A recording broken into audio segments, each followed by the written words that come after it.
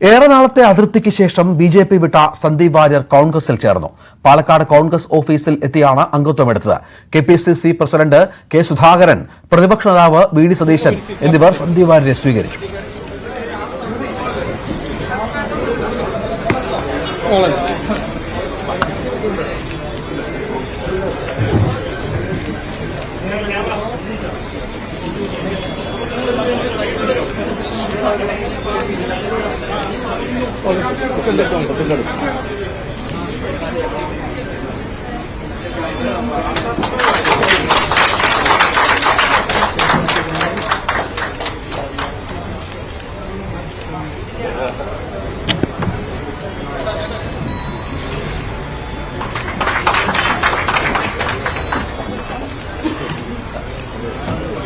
BJP. വെറുപ്പുൽപാദിപ്പിക്കുന്ന പാർട്ടിയെന്ന് സന്ദീപ് വാര്യർ പിന്നീട് പറഞ്ഞു. കോൺഗ്രസ് ക്യാമ്പിലെത്തിയതിന് പിന്നിൽ കെ. സുരേന്ദ്രനും സംഘവുമാണ്.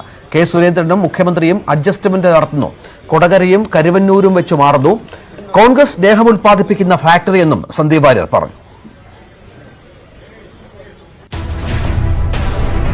എല്ലായ്പ്പോഴും എല്ലാ ദിവസവും രാവിലെ എണീറ്റ് കഴിഞ്ഞാൽ വൈകുന്നേരം വരെ വെറുപ്പ് മാത്രം ഉൽപ്പാദിപ്പിക്കുന്ന ഫാക്ടറിയായിട്ട് നിലകൊള്ളുന്ന ഒരു സ്ഥലത്ത് നിന്ന് ഏറെക്കാലം സ്നേഹവും കരുതലുമൊക്കെ ഞാൻ പ്രതീക്ഷിച്ചു എന്നുള്ളതാണ് ഞാൻ ചെയ്ത തെറ്റ്. ഈ സംഘടനയ്ക്കകത്ത് നിന്ന് എനിക്ക് കിട്ടിയത്, ബി.ജെ.പിക്കകത്ത് നിന്ന് എനിക്ക് കിട്ടിയത് അങ്ങേയറ്റത്തെ ഒറ്റപ്പെടുത്തലും വേട്ടയാടലുമാണ്.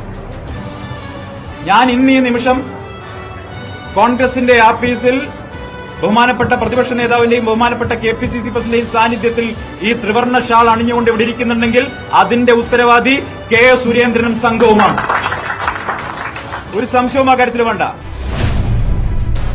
ഒരു ഓട്ടോക്രാറ്റിക് ആയിട്ടുള്ള ഒരു സിസ്റ്റത്തിനകത്ത് പെട്ടുപോയ അവസ്ഥയിലായിരുന്നു ഞാനുണ്ടായിരുന്നത്. ഏകാധിപത്യ പ്രവണതയുള്ള, ജനാധിപത്യത്തെ പാടെ മതിക്കാത്ത ഒരു സിസ്റ്റത്തിനകത്ത് നിന്ന് വീർപ്പുമുട്ടി കഴിയേണ്ട അവസ്ഥയിലായിരുന്നു ഞാനുണ്ടായിരുന്നത്.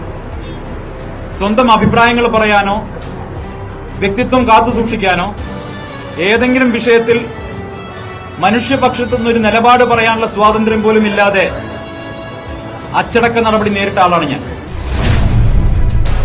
17 പ്രതികൾക്ക് ജാമ്യം കിട്ടിയിരിക്കുന്നു. UAPA ചുമത്തിയ കേസിൽ 17 പ്രതികൾക്ക് ശ്രീനിവാസൻ വധക്കേസിൽ എങ്ങനെ ജാമ്യം കിട്ടി? പ്രതികൾക്ക് വേണ്ടി സുപ്രീം കോടതി സീനിയർ കൌൺസിൽ ഹാജരായപ്പോ പ്രോസിക്യൂഷന് വേണ്ടി കേരളത്തിലെ, ഞാൻ അദ്ദേഹത്തെ ചെറുതാക്കി കാണിക്കുകയല്ല, സുപ്രീം കോടതി സീനിയർ കൌൺസിൽ ഒരു കേസിൽ ഹാജരായി കഴിഞ്ഞാൽ അത് എത്രമാത്രം കോടതിയിൽ സ്വാധീനമുണ്ടാക്കുമെന്ന്, അല്ലെങ്കിൽ ആ കേസിൽ സ്വാധീനമുണ്ടാക്കുമെന്ന് നിയമവിദഗ്ധരായിട്ടുള്ള ആളുകൾ ഇവിടെ അവർക്കറിയാം.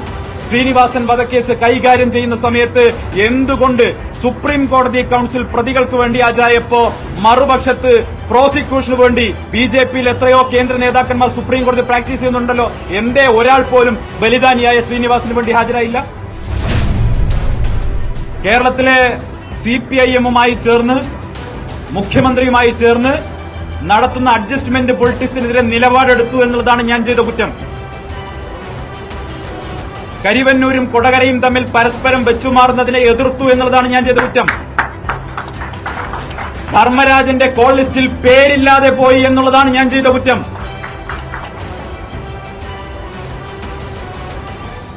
അതുകൊണ്ട് ആ കുറ്റങ്ങൾ ഒരു കുറവാണെങ്കിൽ ആ കുറവ് അംഗീകരിച്ചുകൊണ്ട് ഇനി മുതൽ സ്നേഹത്തിന്റെ കടയിൽ ഒരു മെമ്പർഷിപ്പ് എടുക്കാനാണ് ഞാൻ തീരുമാനിച്ചത്. കെ.പി.സി.സി. പ്രസിഡന്റ് ബഹുമാനപ്പെട്ട പ്രതിപക്ഷ നേതാവിനും കോൺഗ്രസിന്റെ അഖിലേന്ത്യാ നേതൃത്വത്തിനും ശ്രീ K.C. വേണുഗോപാൽ അടക്കമുള്ളവർക്കും ഹൃദയത്തിന്റെ ഭാഷയിൽ നന്ദി രേഖപ്പെടുത്തിക്കൊണ്ട് ഇനിയുള്ള കാലം ഒരു കോൺഗ്രസ് പ്രവർത്തകനായി ഉണ്ടാകും എന്ന ഉറപ്പ് നൽകിക്കൊണ്ട്, നിങ്ങളൊപ്പം ഉണ്ടാകുന്ന ഉറപ്പ് നൽകിക്കൊണ്ട് അവസാനിപ്പിക്കുന്നു. സന്ദീപ്